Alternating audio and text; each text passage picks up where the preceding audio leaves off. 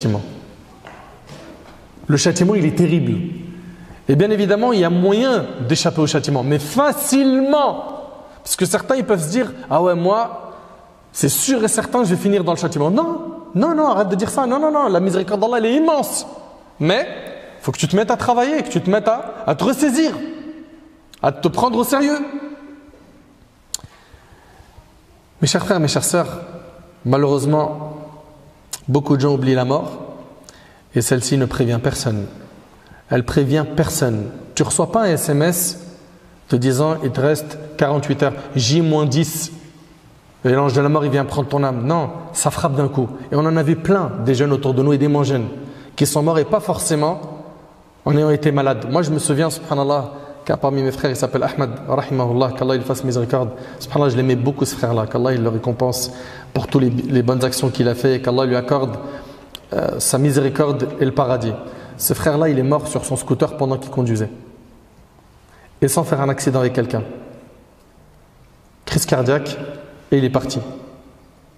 Un autre, il est parti pour faire du sport. C'est à côté, à Drancy. On a voulu lui racketter son smartphone, ça finit par, ils l'ont tué. Un parmi les frères dans mon quartier, il a séparé une embrouille, il s'est mangé des coups de marteau sur le crâne, il est mort. Mais lui, il n'est pas sorti pour aller s'embrouiller. Et ce n'était pas quelqu'un qui était dans la délinquance. Je le répète, la mort ne prévient pas. Une parmi nos sœurs, j'oublierai pas, on est parti prier sur elle, à Saint-Ouen. Son mariage, c'était le lendemain. Elle est morte dans son sommeil. La mort ne prévient pas. Arrêtez avec cette histoire de « j'ai le temps ». Ça, c'est la chose la plus grave qui a touché notre communauté. La procrastination. J'ai encore le temps, on remet les bonnes actions à plus tard. Je vais me repentir, je sais ce que je fais, c'est pas bien.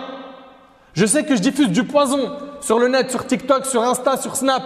Mais t'inquiète, j'irai faire le hajj, je me laverai de mes péchés. Mais qui dit que tu vas vivre jusqu'à ce hajj?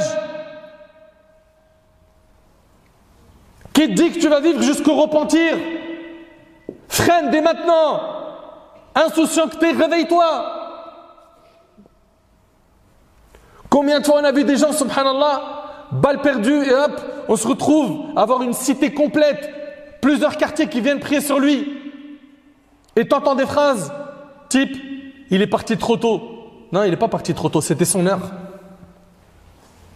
Ou bien d'autres qui disent « mais subhanallah, on mange avec lui hier ». Effectivement, du jour au lendemain, une personne parmi nous peut partir. Et le croyant, il est toujours sur ses gardes. Il sait que l'ange de la mort, il peut venir à n'importe quel moment.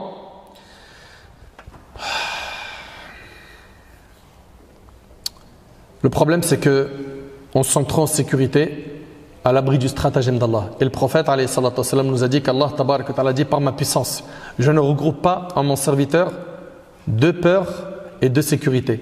S'il se sent en sécurité, ça c'est Allah qui dit, et il jure. Allah il dit, si le serviteur il se sent en sécurité dans ce bas monde, je lui ferai peur le jour du jugement.